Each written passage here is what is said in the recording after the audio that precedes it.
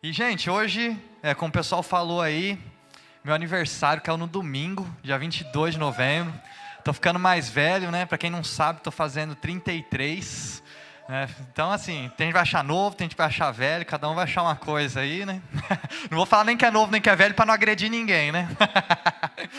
Mas, E aí, eu tava pensando, a gente está na nossa série de mensagens, hoje a gente encerra ela, Uma Vida Abençoada.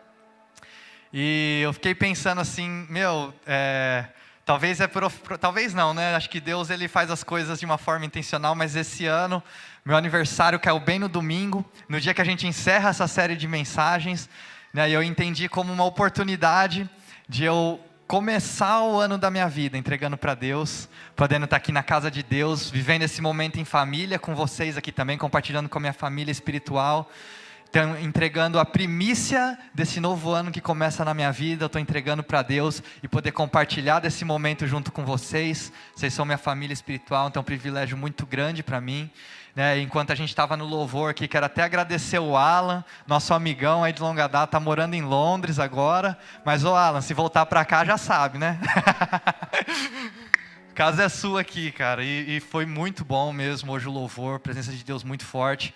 E eu me senti privilegiado, assim, estava ali no fundo, adorando, tendo meu tempo com Deus. E eu me senti privilegiado de poder estar aqui hoje nessa manhã com vocês, da gente ter esse tempo junto em família. E nesse dia nesse novo ano que se inicia na minha vida, eu entregar essa primícia para Deus, né, para que Deus possa abençoar meus outros 364 dias aí que estão por vir. Então, Alan, muito obrigado aí, cara. Foi demais mesmo, muito bom. A Mari também, Mari é da casa aqui. A Mari carrega algo muito forte, né? Quem acompanha sabe.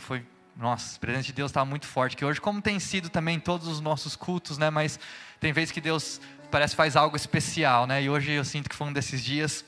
E já vou iniciar a palavra aqui, gente, para não terminar muito tarde. A gente está, então, encerrando a nossa série Uma Vida Abençoada. Se você não acompanhou, por favor, entra lá no nosso YouTube, acompanha a gente lá, tem as nossas mensagens lá, ouve as outras mensagens também para te dar um embasamento sobre o que a gente está falando aqui. Eu já estou até cansado de abrir as mensagens falando que eu vou falar aqui, mas eu vou falar de novo, porque é a última mesmo, né? Então, mas essa série Uma Vida Abençoada, ela fala um pouco sobre o nosso coração, ela trata do assunto de oferta e dízimo também, que é um assunto que hoje é muito polêmico dentro da igreja, né? E eu sempre gosto de esclarecer algumas coisas antes da gente falar sobre isso. Né, a primeira coisa que eu gosto de esclarecer é que financeiramente, graças a Deus, nós estamos vivendo um período muito bom da nossa igreja. Desde que a igreja nasceu, é o melhor período financeiro que a gente vive hoje. Conseguimos, graças a Deus, agora investir no nosso próprio equipamento de filmagem, a Multiforme, a galera da Do It Live tem nos abençoado muito. Mas nós conseguimos agora investir no nosso próprio equipamento. Então, financeiramente, nós estamos muito bem. Nós estamos tranquilos, vivendo a nossa melhor fase financeira. Então, nós não estamos fazendo essa série porque a gente precisa de dinheiro, tá, gente? Segunda coisa, né? Eu sou 100% voluntário aqui na igreja. Eu não recebo nada, não pego nada do dinheiro aqui da igreja. Então, eu queria deixar claro que também a gente está falando sobre isso. E nada do que entra aqui, eu mexo nesse dinheiro. Né? E é um assunto até que lá fora o pessoal fala, igreja rouba, pastor rouba. Aqui na nossa igreja a gente gosta de ser muito transparente. Caso você seja um membro aqui, você tem toda a liberdade de chegar na gente, que a gente abre as contas da igreja para vocês poderem ver. A gente gosta de transparência, a gente não esconde nada, mesmo porque a gente não está fazendo nada de errado. Né? E outra coisa, a gente fala sobre esse assunto porque a gente acredita que é algo para a sua vida. Então, o que a gente está falando aqui esses dias, você não é obrigado a fazer. Se você não fizer também, não te torna uma pessoa ruim. Tá? O que a gente está pregando aqui é um benefício para você. É um princípio que eu venho aplicando na minha vida, é um princípio que Deus me ensinou, é um princípio que a gente tem vivido como igreja. As pessoas que têm compartilhado e vivido esse princípio, têm vivido uma experiência com Deus sobrenatural. Né? Então, o que eu peço para você nessa manhã é abrir o seu coração, né, com esse assunto, com o que Deus tem para falar para você. Você possa abrir o seu coração, a sua mente, e deixar o Espírito Santo trabalhar. Deixa o Espírito Santo te mostrar se o que eu estou falando é verdade, ou se é mentira, ou se é baboseira. Deixa o Espírito Santo trabalhar no seu coração. Só isso que eu peço para você nessa manhã. Né? E a gente vai entrar então nessa última mensagem. E a pergunta, o tema da minha mensagem hoje ela é uma pergunta. Né? Será que eu sou generoso? Eu sempre me achei um cara generoso, gente. Então, eu sempre, quando o pessoal vai sair para comer comigo, eu honro, eu pago para a pessoa, a gente vai tomar um café, eu gosto de pagar para as pessoas. Eu gosto de dar, né, sei lá, eu gosto de dar minhas roupas, dar as coisas assim que eu consigo dar, que eu vejo que às vezes a pessoa está precisando, que ela vai gostar. Então eu sempre me achei um cara muito generoso. Mas conforme eu fui estudando a palavra de Deus, e conforme eu fui até vendo, a gente está baseando a nossa série de mensagens, na série de mensagens do pastor Robert Morris, que é o pastor da Gateway, uma das maiores igrejas do mundo, uma das maiores igrejas dos Estados Unidos. Tem um livro, Uma Vida Abençoada também, quem quiser comprar e ler, vai trazer muito benefício para você. Mas quando eu comecei a ver a história desse homem, desse pastor, e o que ele tem vivido, quando eu comecei a estudar a palavra de Deus, o que a palavra de Deus fala sobre isso? Eu vi que talvez eu não era tão generoso quanto eu achava, né? Em certas partes, assim, eu sempre ajudei quem precisava. O pessoal aqui da igreja sabe quando às vezes está passando por uma necessidade, eu gosto de abençoar, dar um dinheiro para ajudar. Mas quando eu comecei a ver o que Jesus fez por mim, quando eu comecei a ver o que esse pastor ele vive na vida dele, eu vi que eu era generoso com o que sobrava para mim. Eu nunca fui generoso com aquilo que é importante para mim. Eu fui generoso com aquilo que sobra, com aquilo que, digamos assim, com o meu luxo, com aquilo que está sobrando para mim. Mas eu fui desafiado ao longo dessa série, ao longo desse livro, da minha leitura, a realmente entender o que é ser generoso, né? E generosidade a gente dá sem esperar nada em troca, não é verdade? E eu queria que a gente entendesse esse princípio na palavra de Deus hoje. Quando essa última mensagem, ele conta a história que durante a semana ele estava na série de mensagens, Uma Vida Abençoada, ele foi no supermercado. E aí ele encontrou um cara lá na frente dele, lá no supermercado, estava um cara na fila, e ele viu o cara assim mexendo num negocinho de menta, né? E aí ele estava tipo sem saber muito o que fazer com o pacotinho de menta, ele não entendeu muito bem. E aí falou que o cara olhou para ele, quando olhou para ele o cara começou a chorar, aí ele não entendeu nada. E aí era um pastor que estava na frente dele. E o pastor, ele estava fazendo as compras de algumas coisas para a igreja, e aí falou, o pastor contando assim que ele estava em dúvida, porque ele queria comprar um pacotinho de menta, e ele não sabia se ele passava isso com as coisas da igreja ou se ele pagava a parte. E aí falou que quando ele estava pensando isso, Deus falou para ele assim, falou, se você não for fiel nas pequenas coisas, você não vai experimentar das verdadeiras riquezas. E aí falou que o pastor decidiu passar as coisas separadas. E aí era coisa de $1, gente. Um negocinho de $1. E aí falou assim que na hora que ele estava pensando, o Robert Morris estava nessa série de mensagens, o pastor estava acompanhando. E aí ele pensou assim, né? Tem aquela, não sei se vocês lembram, né? O que Jesus faria? Como é que é aquela? A gente usava até a pulseirinha, né? O que Jesus faria? Não sei se você já usou uma pulseirinha dessa, né? Aí ele pensou assim na hora, o que o Robert Morris faria aqui no meu lugar? E aí ele falou que na hora que ele pensou isso, ele olhou para o lado, o Robert Morris estava do lado dele, que é o pastor dessa série, ele começou a chorar e tal, e contou. Né? E a gente entende então, que Deus, a gente já estudou isso à luz da palavra, no texto de Malaquias, fala que Deus ele nos testa nessa área, né? E também a oportunidade que a gente tem de testar Deus, é Deus falando assim, me testa. Então Deus está falando algo e poucos têm a oportunidade de testar Deus. Hoje nós vamos ter um testemunho aqui, né? O Mateus e a Carol que estão ali, que estão chegando na igreja agora, e eles me contaram um testemunho, gente, que para mim fez todo sentido, me impactou muito. Depois, no final da mensagem, eu vou pedir para eles compartilharem esse testemunho com vocês também. Mas assim, o que Deus tem testado no seu coração? E será que você também tem testado Deus nessa área? Ou será que é uma área onde você quer ter controle? Onde você está controlando? Porque se você for parar para ver, como o Oliver trouxe até a mensagem outro dia, quebrando o espírito de Mamon, o único Deus que é comparado com o nosso Deus, no Novo Testamento, é Mamon, que é o Deus do dinheiro, das riquezas e essas coisas tais. É o único Deus que é comparado com o nosso. E muitas vezes a gente vive uma vida com Deus, a gente está na igreja, mas a gente não percebe, sutilmente Mamon tem tomado conta do nosso coração.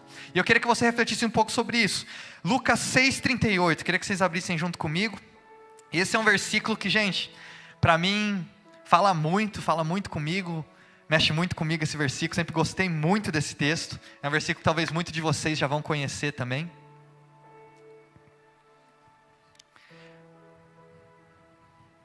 Lucas 6,38. Fala assim: deem e lhes será dado uma boa medida, recalcada, sacudida e transbordante será dada a vocês, pois a medida que usarem também será usada para medir vocês. Quantos já ouviram esse versículo aqui antes? É um versículo muito legal, né? E a gente fala muito sobre ele, né? E eu declaro isso sobre a sua vida. Que Deus, Ele tem para você uma boa medida, recalcada, sacudida e transbordante em todas as áreas da sua vida.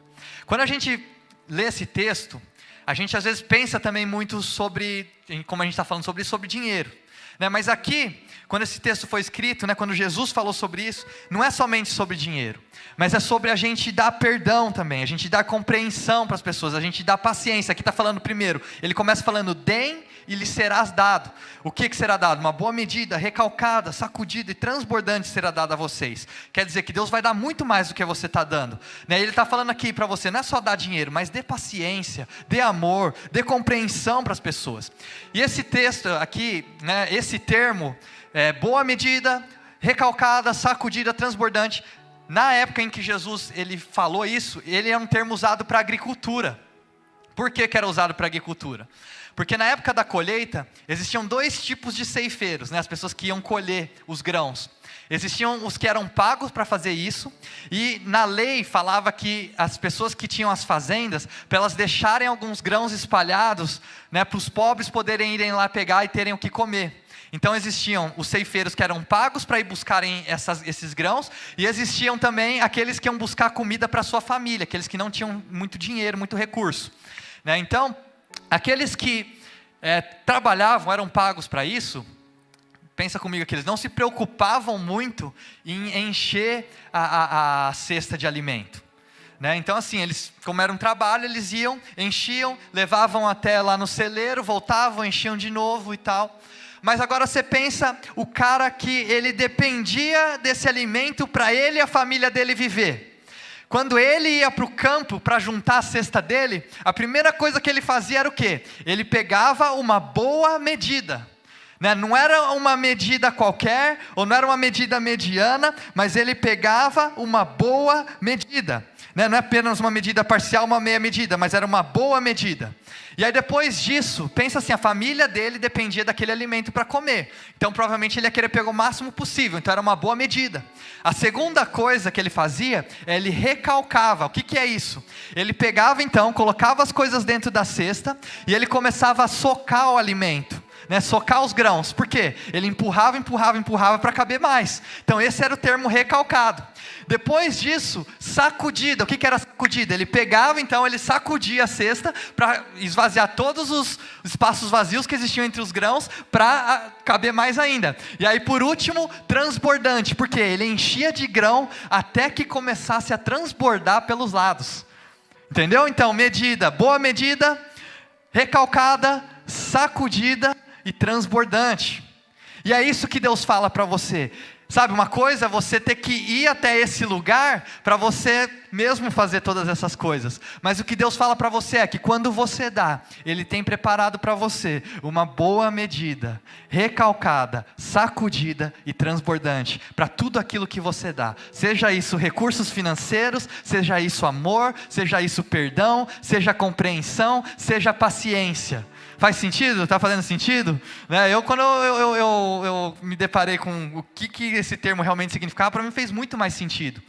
Né? Então é isso que Deus tem preparado para a gente. Ele tem preparado uma boa medida, recalcada, sacudida e transbordante. Então, o nosso Deus, isso assim, é uma troca universal, é uma lei do universo isso. Né? Deus está falando assim, você dá, eu vou te dar muito mais. Então não é algo que Deus só está falando, algo que a gente só fala, é algo que realmente é a verdade, é um princípio que foi estabelecido desde a criação da terra. Deus está falando assim, se você der, eu vou preparar para você uma boa medida, recalcada, sacudida e transbordante do que você deu. Você vai receber muito mais em troca. O nosso Deus, Ele é um Deus recompensador, faz parte de quem Ele é, da natureza dEle. Então Deus, nunca você vai dar algo e Deus não vai te dar muito mais em troca. A gente sempre vai receber muito mais do que aquilo que a gente deu. É uma lei do universo. Eu até falo, eu estava brincando aqui outro dia que eu estava pregando uma mensagem, eu falei que eu tenho que ficar contando as histórias dos outros aqui. Tenho que ficar contando a história do Robert Morris, eu conto a história do meu pai, conto a história das outras pessoas, trago os outros para contar testemunho aqui. E aí eu sempre acompanhei na vida do meu pai assim, eu já vi meu pai ganhar carro, eu já vi meu pai ganhar violão, eu já vi meu pai ganhar um monte de coisa. E eu falei assim, por que eu nunca experimentei isso daqui? Por que eu nunca ganhei nada? Né?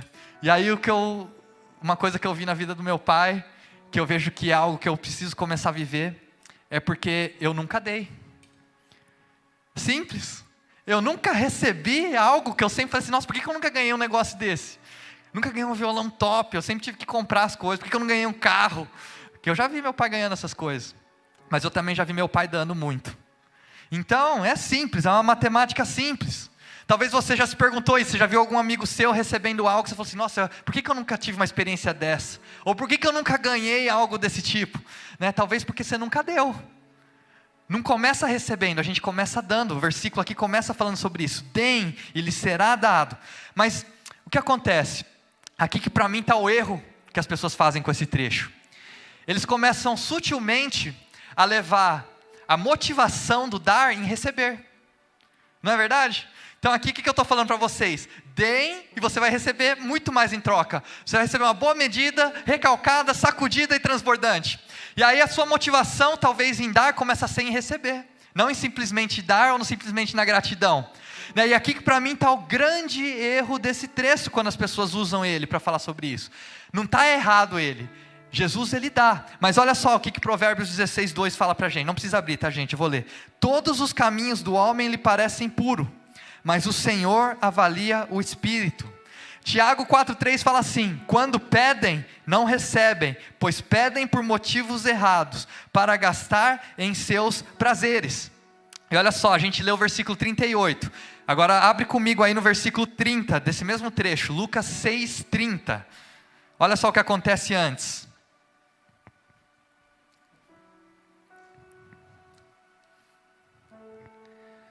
Vamos lá, 6:30. Dê a todo o que lhe pedir, e se alguém tirar o que pertence a você, não lhe exija que o devolva.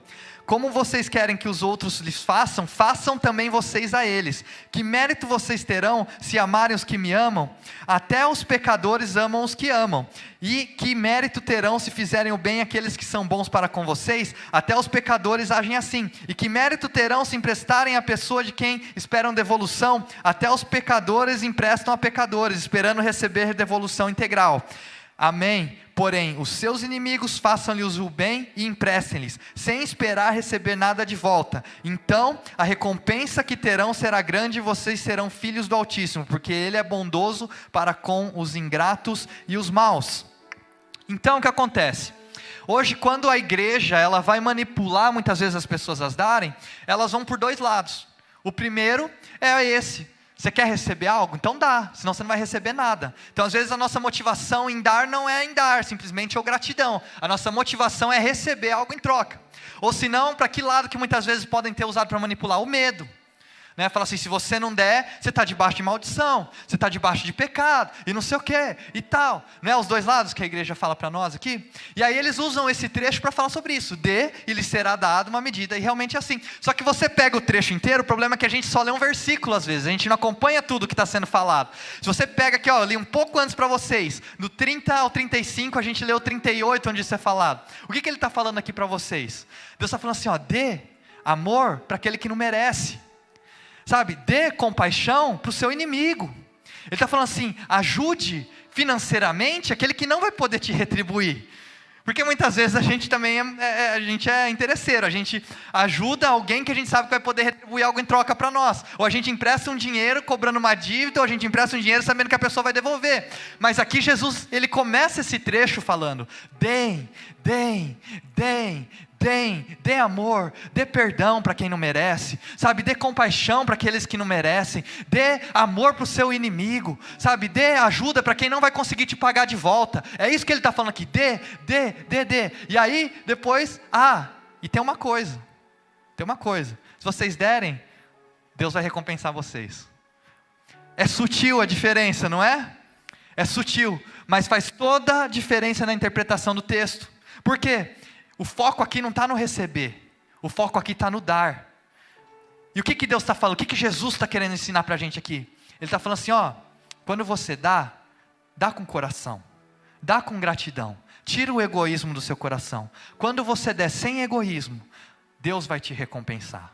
Então não é simplesmente o fato de dar, mas é onde está o seu coração. É isso que Jesus está falando para a gente. Eu queria ler agora um trecho, João 12, 1, 6, que é um trecho uma história que sempre me impactou muito. Fala assim, 6 dias antes da Páscoa, Jesus chegou a Betânia, onde vivia Lázaro, a quem ressuscitara dos mortos. Ali prepararam um jantar para Jesus. Marta servia enquanto Lázaro estava à mesa com ele. Então Maria pegou um frasco de nardo puro, que era um perfume muito caro, derrubou-o sobre os pés de Jesus e os enxugou com seus cabelos, e a casa encheu-se com a fragrância de perfume. Mas um dos seus discípulos, Judas Iscariotes, que mais tarde iria traí-lo, fez uma objeção: por que esse perfume não foi vendido, dinheiro dado aos pobres? Seriam 300 denários. Ele não falou isso por se interessar pelos pobres, mas porque era ladrão, sendo responsável pela bolsa de dinheiro, e costumava tirar o que nela era colocado. Então, o primeiro ponto do que eu queria falar com vocês hoje nessa manhã, que o inimigo da generosidade é o egoísmo. A gente nasce egoísta, né? Então a primeira coisa, talvez não a primeira, mas uma das primeiras palavras que uma criança aprende a falar é o quê? Eu acho que nenhum pai ensina a criança a falar isso, mas o que a criança aprende a falar? Meu, é meu, é meu. Não é verdade? Quem aqui é pai, quem tem filho, ou já acompanha uma criança, manda assim, não é de olho. Você ensinou seu filho a falar isso? Não. Mas foi uma das primeiras coisas que ele fala, não é? Ninguém ensina a criança a falar é meu. Por quê? A gente nasce com uma natureza egoísta. Mas olha só que coisa, quando nós nascemos de novo, nós nascemos com uma natureza generosa. E a palavra de Deus fala que a gente tem que renovar a nossa mente todos os dias, lembrando que a nossa natureza egoísta não é mais aquela que domina, mas sim a nossa natureza generosa. Então, eu quero declarar isso para a sua vida nessa manhã. Você não é mais egoísta, mas existe uma natureza generosa dentro de você, que o Espírito Santo está trabalhando. Eu quero que o Espírito Santo trabalhe essa natureza dentro de você nessa manhã, assim como Ele trabalhou essa natureza em mim ao longo desses dias. Deuteronômio 15, ele fala isso para a gente, ele fala, toma cuidado com o coração maligno. Sabe, ele está falando assim, toma cuidado com o seu coração enganoso, com o seu coração egoísta. Sabe, que ele vai sussurrar para você não dar o seu dízimo, porque talvez você não vai ter o suficiente, vai faltar no final do mês, ou para você pegar o seu dízimo e não dar na igreja, porque você sabe que tem outra pessoa precisando, e você vai dar esse dízimo para outra pessoa, você está fazendo gestão. As duas coisas você está mostrando o quê? Que você não confia em Deus. Porque como nós já falamos aqui, quando você faz um dízimo, você não está fazendo um cheque para a igreja, você está fazendo um cheque para os céus. O que acontece com esse dinheiro depois disso, já não é mais problema seu. Se alguém está pegando esse dinheiro e usando ele de forma ilícita, ele vai pagar o preço. Ou a gente confia que Deus está vendo todas as coisas ou não. Não é verdade? Então qual que é a sua preocupação? Sua preocupação não pode ser com os outros. Sua preocupação tem que ser com você. Assim como Deus, Ele está preocupado com você. Por isso que Ele fala sobre isso na palavra de Deus. Por isso que a gente trata esse assunto de recursos, de finanças, de dinheiro. Por isso que Deus fala isso como um teste para nós. Então, Ele fala, toma cuidado com o seu coração egoísta. Se você não experimentar, você nunca vai tentar. Você acha que alguém aqui tem 10% sobrando todo mês, gente? Eu não tenho. Eu não sei se vocês têm também. Mas racionalmente falando, ninguém tem. Agora, se você não experimentar, colocar isso nas mãos de Deus e ver o que Ele vai fazer, você nunca vai entender o que a gente está falando aqui. Então, o que eu queria que você saísse aqui nessa manhã, pelo menos assim, eu vou tentar, eu vou testar. Sabe, não estou falando que você tem que fazer, que você é obrigado, ou isso te faz uma pessoa ruim, mas testa. Testa e vê o que Deus faz. Entendeu? Porque a palavra dele fala, quando a gente entrega a primícia, quando a gente entrega os primeiros 10%, Deus redime os outros 90%, Ele abençoa os outros 90%. Então eu não acredito que Deus vai amaldiçoar porque você não está dando, porque o nosso Deus não faz isso. Mas eu acredito que a gente perde a proteção de Deus na nossa vida. A gente perde a proteção de Deus nas nossas finanças. E sabe, para mim no final das contas, não ter a proteção de Deus é estar amaldiçoado, de alguma maneira, porque você está exposto, entendeu? Então, eu acredito muito assim, que se você experimentar isso, você vai ver o sobrenatural movendo a seu favor. Você vai ver coincidências divinas acontecendo na sua vida. E aqui a gente vê então, a primeira coisa que me chamou a atenção nesse texto, é o que muitas pessoas usam, né? A frase assim, por que você não deu para os pobres? Né? O perfume mó caro, por que você não deu para os pobres? Lembrando então que o primeiro que usou essa frase aqui foi Judas Iscariotes, tá, gente? Aquele que traiu Jesus. E não era porque ele se preocupava com os pobres, não, era porque ele queria roubar aquele dinheiro. Tá, então, eu não estou falando que a gente não tem que ajudar os pobres, muito pelo contrário, a gente tem que ajudar, tanto é que a gente tem o nosso ministério que é o Hope, que o Joey que é o líder desse ministério, que é um ministério muito importante na nossa igreja, porque a gente entende que como igreja a gente tem que servir a nossa comunidade e ajudar aqueles que necessitam, né? Mas aqui a gente fala que muitas vezes compara, e o pastor ele conta uma história, que um dia ele estava com outro pastor no carro, eles estavam dirigindo e eles passaram por uma vizinhança muito rica. E quando eles estavam passando, eles passaram por uma casa gigantesca, assim, gente, as casas lá nos Estados Unidos são grandes, então essa casa devia ser uma mansão. E ele falou, nossa, olha o tamanho dessa casa. Aí quando o outro pastor comentou isso, o pastor Robert Morris, ele falou assim, essa casa aí é de um membro da nossa igreja, e por sinal ele é muito generoso. E aí o cara fez assim, falou, se ele fosse generoso, ele vendia a casa dele e dava para os pobres. E o que acontece, gente? Muitas vezes a gente julga e avalia o coração dos outros quando a gente vê uma extravagância de alguma maneira. Uma extravagância presumida. E é o que esse homem fez. E aí o Robert Morris pegou e falou assim para ele, falou, cara, desculpa, mas eu vou ter que te passar um ensinamento agora. Ele falou assim, esse homem é um homem muito generoso. Ele está colhendo fruto do esforço dele, do trabalho, mas ele 50% do que ele recebe ele dá para a igreja, os outros 20% ele dá para os pobres também, e ele vive só com 30% do que ele ganha hoje. E falou assim, você não está preocupado com os pobres, porque se você realmente estivesse preocupado com os pobres, você tinha vendido a sua casa e tinha dado dinheiro para os pobres. Entendeu, gente? Então o que acontece? O nosso coração ele é egoísta. Então quando a gente vê alguém que tem mais que a gente, ou quando a gente vê alguma coisa que a gente não concorda, a gente começa a julgar aquilo. E o que Deus está falando para a gente é que Deus não está preocupado, não quer que você se preocupe com o outro, porque com o outro Ele vai fazer.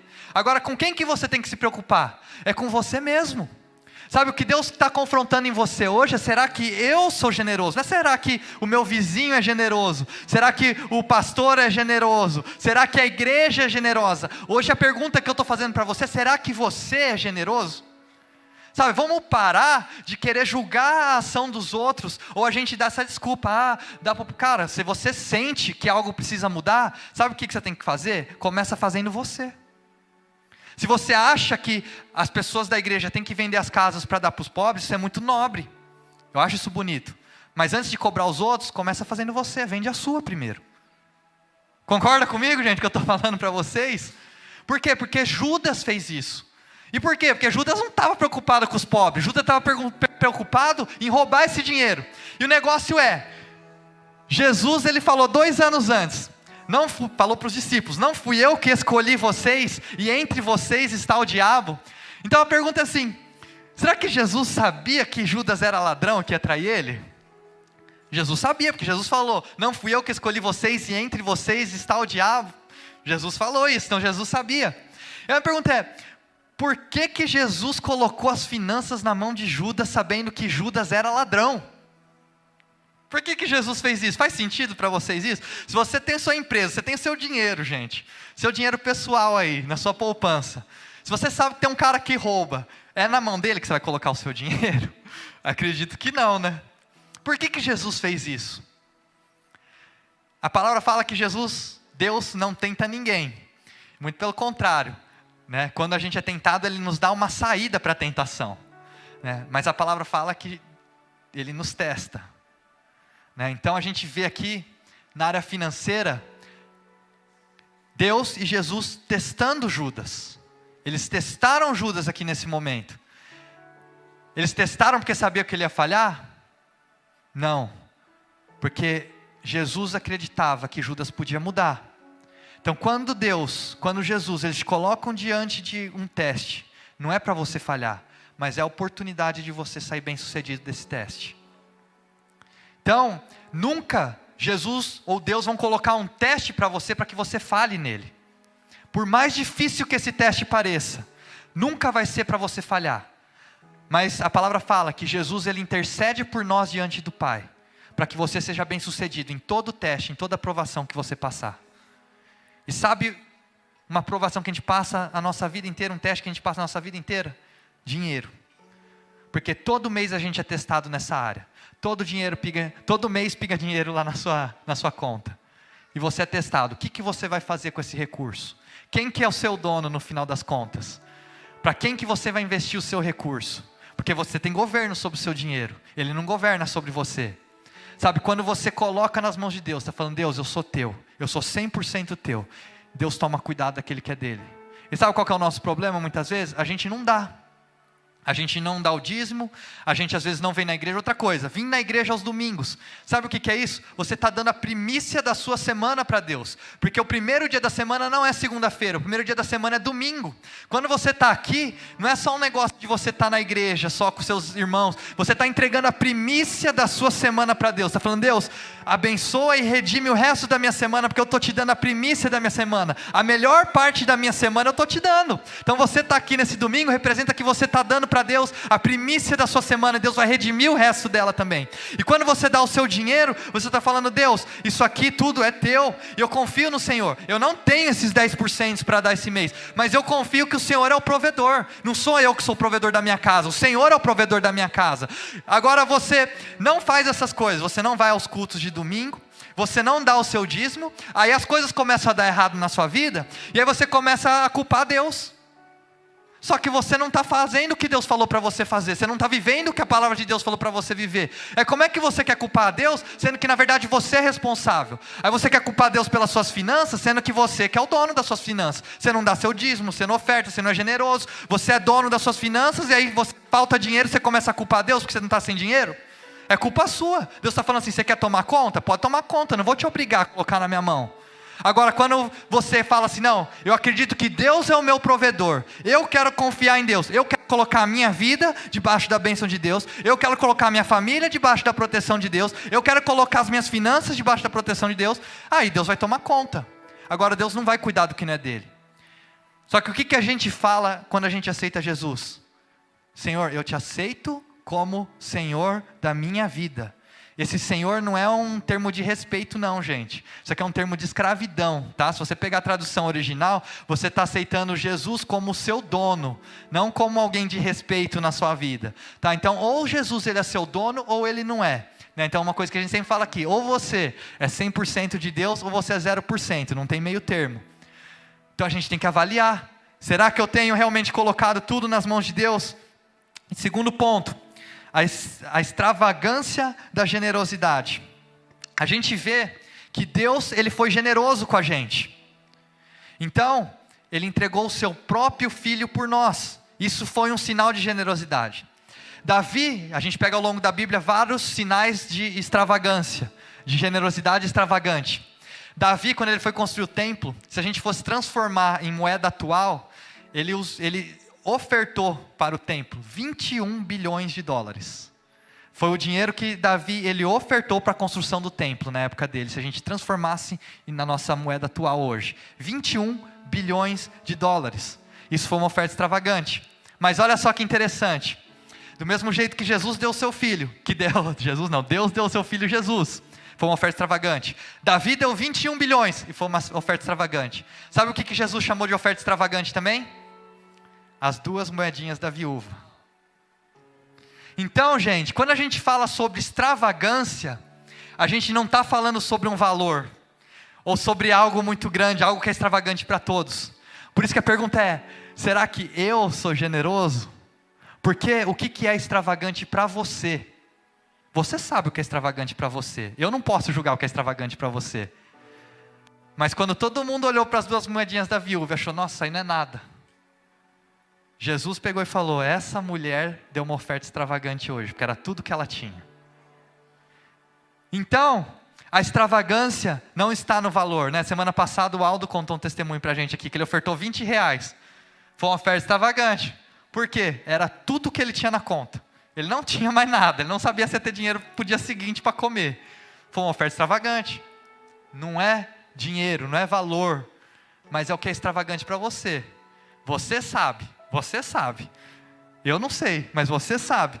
E a gente vê aqui então, sabe, Jesus, Deus, eles dando essa oferta extravagante, e a gente vê essa mulher fazendo uma oferta extravagante do perfume. Judas falou que esse perfume custava 300 denários. Sabe o que é 300 denários naquela época? Seria, 1 denário é o valor que remete a 1 dia de trabalho. Então seria, o valor do perfume, ele tinha um valor de 1 ano de trabalho. Acho que independente de quanto você recebe aqui, se você ofertar de uma vez 1 ano de trabalho, é uma oferta extravagante, não é? Né? Todos nós aqui, independente de quanto você recebe, se você ofertar 1 ano de trabalho, é uma oferta extravagante. Então essa mulher, ela derramou um perfume aos pés de Jesus, que custava 300 denários, que significava 1 ano de trabalho. Por isso que todos ficaram tão chocados. Mas ela fez uma coisa ali que ninguém sabia, que Jesus fala, né, no outro trecho. Ele fala assim, quando Jesus ele morreu, né, ele foi crucificado, ele morreu, foi muito tarde, eles não tiveram tempo de ungir Jesus. Então o que aquela mulher estava fazendo sem saber naquele momento? Ela estava ungindo o corpo de Jesus para o sepultamento, sem ela saber. Olha só, e isso que Jesus fala assim, deixa ela. Né, os discípulos queriam parar, Judas ficou transtornado e fala assim, deixa ela, porque ela está ungindo o meu corpo. Tanto é que as mulheres no domingo, as primeiras a receberem a notícia que Jesus estava ressurreto, elas voltaram no domingo para quê? Para ungir o corpo de Jesus, porque ele não tinha sido ungido ainda. E essa mulher então, ela ungiu antes o corpo de Jesus como oferta extravagante. Por isso que elas voltaram lá no domingo. E eu faço uma pergunta para vocês, tem algum tipo de presente que a gente pode entregar para Deus, que poderia impressioná-lo? Será que tem alguma coisa que a gente pode entregar para Deus que podia impressionar Ele? Ele, né, que né, onde Ele habita, as ruas são pavimentadas de ouro. Né, a palavra fala assim, que Ele tem 12 fundações para a Nova Jerusalém, e todas elas são feitas de pedras preciosas. E não é porque ele quer impressionar não, ou ficar ostentando, ou ficar mostrando, né, igual os cantores de funk aí, ficam ostentando os ouro aqui no meio do peito. Não, é porque é o material que ele tem, Os portões, que são gigantescos, são feitos de pérolas preciosas. Será que tem alguma coisa que a gente pode dar, que pode impressionar Jesus, que pode impressionar Deus? 2 Coríntios 8,5 fala assim, e não somente fizeram o que esperávamos, mas entregaram-se primeiramente a si mesmos, ao Senhor, e depois a nós pela vontade de Deus. Deus se alegra não com o valor do que você está dando, mas com o seu coração. Isso impressiona Ele. Então o dar nunca teve a ver com valor, sempre teve a ver com o coração. O que está no seu coração? É gratidão? Sabe, é honra? É submissão, sabe, é memória daquilo que Jesus fez por nós. Se for medo, ou se for porque você quer algo em troca, não vai fazer sentido nenhum, não vai fazer resultado nenhum na sua vida. Porque Deus não está analisando o valor do que você está dando, Deus está analisando o seu coração. E o seu coração, ele pode impressionar a Deus. Terceiro ponto, a recompensa da generosidade. O pessoal da banda, se já quiser subir aqui, já estou encerrando. A gente vê essa mesma história em Mateus e Marcos. E Marcos 14:9 fala assim, eu lhes asseguro que onde quer que o evangelho for anunciado em todo o mundo, também o que ela fez será contado em sua memória. O que acontece, gente? Essa mulher, ela deu, sabe por quê? 2 meses antes disso acontecer, sabe o que tinha acontecido? Lázaro era o irmão dessa mulher. Jesus havia ressuscitado Lázaro entre os mortos. Então por isso que ela deu uma oferta tão extravagante aos pés de Jesus. A minha pergunta é, se Jesus às vezes ressuscitasse alguém que você ama muito, que te faz muita falta, será que isso mudaria a forma como você é grato a Ele? Eu acho que mudaria. Só que muitas vezes a gente se esquece que Jesus ele nos ressuscitou da escravidão do pecado, da escravidão da morte. Ele pagou um preço com a sua própria vida para nos ressuscitar da escravidão do pecado e da morte. E aí então, generosidade é dar sem esperar nada em troca. Egoísmo é quando você dá e acha que Deus te deve algo. Generosidade é dar sem esperar nada em troca, e Deus recompensa isso. Hebreus 11:6 fala assim, ora, sem fé é impossível agradar-lhe, porque é necessário que aquele que se aproxima de Deus creia que Ele existe, o que é galardoador dos que o buscam. Então aqui é o único lugar na Bíblia que você vai encontrar esse termo, nossa, é difícil, galardoador, ou recompensador, porque essa é a natureza do nosso Pai, Ele é recompensador. Deus, Ele não consegue receber algo e não dar algo em troca, porque faz parte da sua natureza, Ele não consegue, faz parte de quem Ele é um atributo da natureza de Deus que foi falado aqui. Então, quando nós damos, Deus, Ele nos dá algo em troca, Deus, Ele recompensa a honestidade, a integridade do nosso coração. E existem 3 níveis de oferta, que se você for em qualquer lugar da Bíblia, você vai encontrar. Tá, o primeiro deles é o dízimo, que é a primeira etapa de dízimos, de oferta, generosidade que tem na palavra de Deus, é o dízimo. A segunda etapa é a oferta, é quando a gente oferta na vida das pessoas. Então, por exemplo, você pega hoje o seu dízimo e você dá para uma pessoa que está precisando. Está fazendo errado, segundo a palavra de Deus. O dízimo é para ser dado na igreja, é um cheque para o céu. Agora, você pegar o seu dinheiro e dar para uma outra pessoa, além disso, isso se chama oferta. Então, eu vou ajudar uma pessoa que está precisando, dei meu dízimo, próximo nível, eu ajudo uma pessoa, é oferta. E aí existe um terceiro nível, que ele chama de oferta extravagante. Então são 3 níveis, e ele fala assim, quando a gente vai dar uma oferta extravagante, normalmente é algo que faz muita falta para nós, e existem etapas da oferta extravagante. O que acontece? Não sei se você já chegou a passar por isso. Quando Deus Ele te fala para dar algo que é extravagante para você, de primeira você fica entusiasmado. Deus falou comigo e tal, então eu vou dar. E normalmente quando Deus fala, é uma impressão. A gente tem uma impressão sutil. Fala assim, mas como que eu vou saber que é Deus? E você tem uma impressão sutil de algo que você tem que dar. E aí o primeiro ponto, quando você reconhece que é Deus, é ficar entusiasmado. Mas aí, logo em seguida disso, você fica com medo. Por quê? Você vai pensar, isso é loucura, coisa da minha cabeça. Você começa a ficar com medo. Por exemplo, se Deus fala, dá o seu carro. Entendeu? Não estou falando que é para você dar o seu carro, tá gente? Só estou dando um exemplo. E aí depois do medo, você leva para a lógica e para a dúvida. Você vai começar a pensar no quanto que aquilo vai te fazer falta. E se você der aquilo, você não vai ter outro, porque oferta extravagante é algo que faz falta para a gente. E aí você vai ficar com medo de você não conseguir se sustentar, ou não conseguir fazer as coisas que você precisa. E aí você vai começar a ter dúvida. Você vai falar assim, será que foi Deus mesmo que falou? Será que foi Deus mesmo que falou? E aí por fim, vem a fé. O entusiasmo ele volta e segue, você faz com obediência a Deus, sabendo que Ele vai cuidar de você, Ele vai dar melhor para você do que você poderia dar para você mesmo. Tá, então essas são as etapas de uma oferta extravagante. Por que eu vou falar isso para vocês? Porque eu quero desafiar, ao final dessa mensagem, eu queria que você já entrasse em espírito de oração a partir de agora. Eu queria desafiar você a nessa manhã, orar para Deus, perguntar a Deus, o que eu posso ofertar que é uma oferta extravagante para mim? Eu quero que você experimente isso, eu quero que a gente experimente isso como família. E na próxima vez que a gente entrar numa série dessas, a gente não vai ficar precisando usar testemunho dos outros. Nós vamos vir aqui contar os nossos próprios testemunhos daquilo que Deus fez para nós, amém? Então, essas são as etapas. Já entra em espírito de oração aí, tá, gente? Quero contar 2 histórias só para vocês, para terminar aqui. Ele conta uma história, então, eu já contei aqui, de uma vez que Deus pediu para ele dar tudo o que ele tinha. Ele deu toda a poupança dele, ele deu 2 carros que ele tinha na época, até então ele já tinha dado 9 carros, e aí ele deu também a casa que ele tinha acabado de quitar, deu tudo de uma vez para a igreja, tudo, Deus pediu tudo, ele teve medo, teve dúvida, tal, deu tudo. Aí ele falou assim, quero testar Deus, vamos ver o que Deus vai fazer agora. Aí ele recebeu uma ligação e tal, que eu contei, ele recebeu um avião, e aí ele ganhou o avião, ele recebeu o piloto, ele recebeu, o cara ia pagar pelo piloto, pelo hangar, pela gasolina, em qualquer lugar do mundo que ele quisesse ir, estava tudo pago. E aí beleza, ele conta essa história aqui, e aí ele fala assim, que toda vez que Deus ele oferece algo, sempre aconteceu um ato de generosidade antes. Então se você pega Salomão, todo mundo conhece ou já ouviu falar, Salomão ele fala o que para nós? Ele fala assim que Deus chegou para ele e perguntou, o que você quer, pode me pedir. Uau, quantos não gostariam que Deus chegasse e perguntasse isso para a gente, né?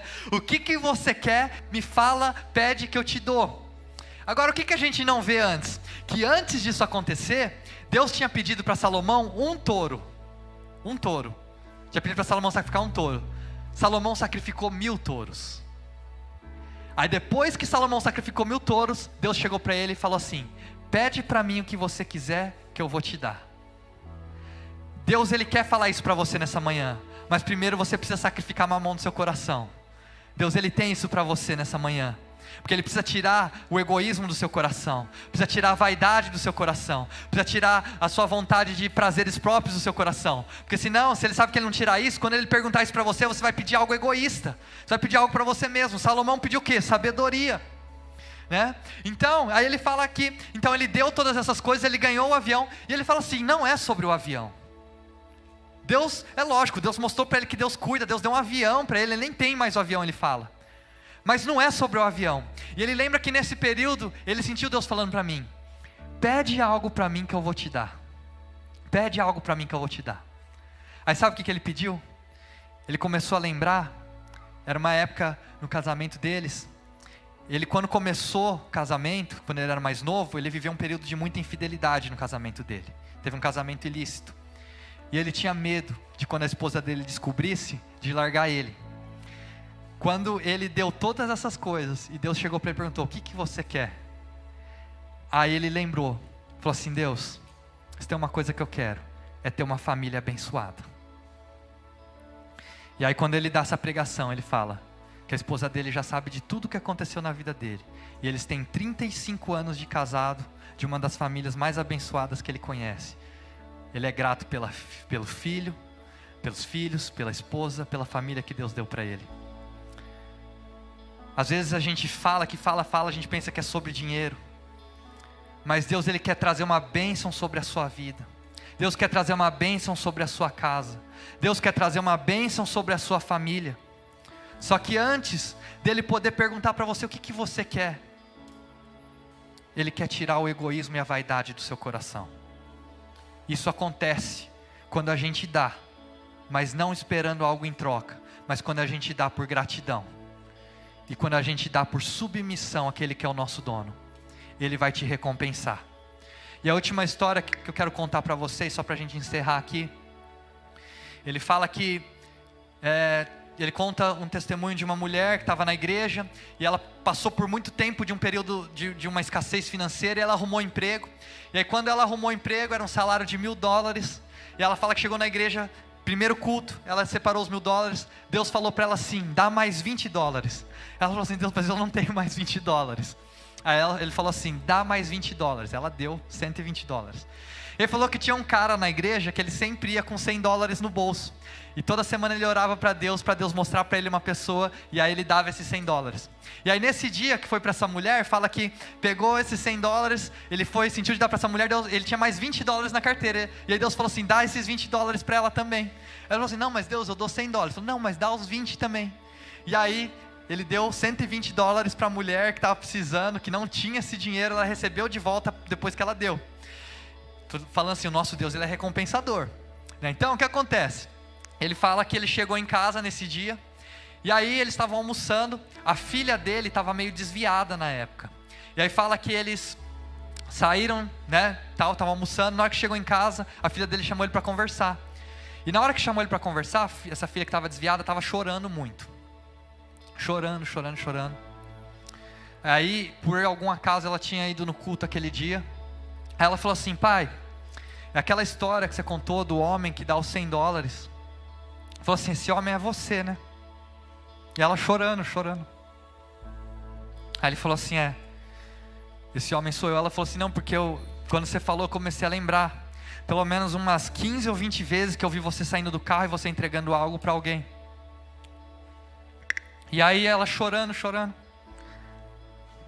e ela falou assim, pai, um dia eu quero ser igual a você, e ele fala, isso é uma recompensa, a recompensa não é o avião, a recompensa não é a casa dos seus sonhos, a recompensa é uma família abençoada que Deus tem para a sua vida. Você quer a proteção de Deus na sua casa, você quer a proteção de Deus na sua família, você tem que sacrificar o seu Isaac, não adianta. E é isso que eu quero que a gente viva como igreja. Eu nunca experimentei isso antes, porque eu nunca sacrifiquei o meu Isaac, e hoje eu quero sacrificar. Esse ano, acho que para como muitos de nós aqui, não foi um ano muito fácil financeiramente, né? E eu tenho conversado com a Bianca, né, que está aqui, que é minha namorada hoje, sobre a gente casar. E casamento é algo muito caro, desde o casamento em si, como apartamento, moradia. E uma coisa que eu sempre tive no meu coração, falei assim, eu sempre investi muito na área de música, então eu tenho meus equipamentos. Foram 10 anos da minha vida. Eu posso vender esses equipamentos para pagar o casamento. Só que eu quero fazer um ato público aqui diante de vocês. E eu quero falar que Deus é o Senhor da minha vida. Eu confio que Ele vai suprir tudo que eu precisar. Pedi para o Jean trazer aqui. Essa aqui é uma guitarra que eu comprei. Eu reformei ela inteira. O Jean levou lá no luthier, né?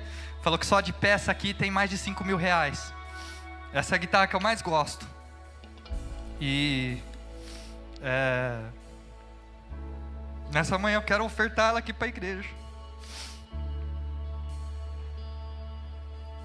Uma guitarra que vale hoje em torno de 13 mil reais. Um dinheiro que eu usaria para, sei lá, comprar um apartamento ou pagar meu casamento futuramente. Mas eu quero ofertar essa guitarra para a igreja. E eu quero declarar aqui que Deus é meu Senhor. Jesus é meu Senhor. Não é mamão, não é o dinheiro. Eu sei que tudo aquilo que eu precisar, Deus Ele vai prover para mim. E eu queria desafiar você nessa manhã também a trazer uma oferta extravagante para o altar de Deus. Queria que você abaixasse a sua cabeça agora e que você orasse. Deus, o que é algo extravagante para mim nessa manhã? O que eu posso dar nessa manhã? O que eu posso entregar para o Senhor nessa manhã? Tu és o Senhor da minha vida. E se você quer declarar isso com as suas ações e com as suas atitudes nessa manhã, eu quero convidar você a trazer a sua oferta aqui nesse altar. Eu quero convidar você a trazer aquilo que Deus trouxe no seu coração. Eu quero que nisso você declare: Deus, Tu és o Senhor da minha vida. A minha confiança não está no meu trabalho, a minha confiança não está no meu dinheiro, a minha confiança não está em um apartamento, não está em um carro, mas a minha confiança está no Senhor. Ó Pai, eu confio que o Senhor é aquele que protege a minha casa, o Senhor é aquele que protege a minha família, o Senhor é aquele que protege a minha vida. Tu és o meu dono, Senhor. Eu quero entregar para Ti, Jesus. Meu coração é Teu.